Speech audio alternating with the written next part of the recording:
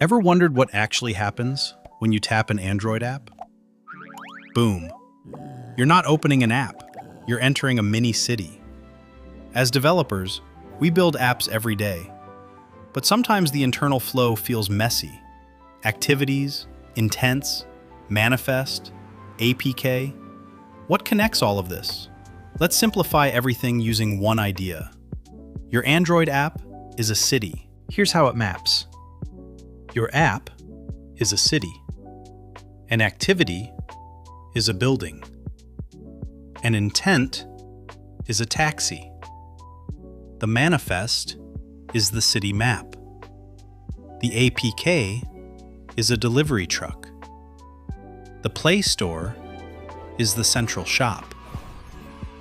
Once you see it like this, everything clicks. Let's walk through what happens, step by step. When a user taps your app, Android opens the main building. This is your main activity. Now the user wants to move to another screen.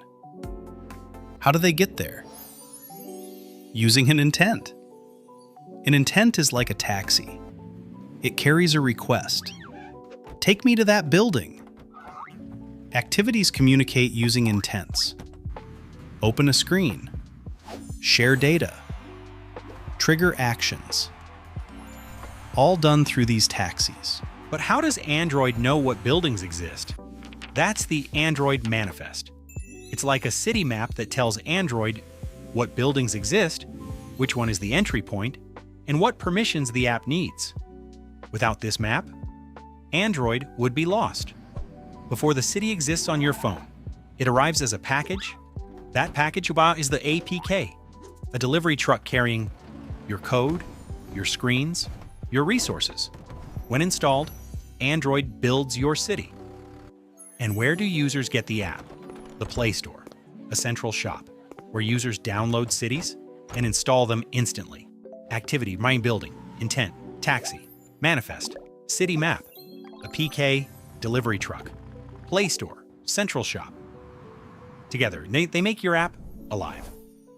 Now, next time you open an app, you'll see the whole city running behind it. Hit subscribe to CodeToons because we turn complex dev stuff into simple visuals. What should we explain next?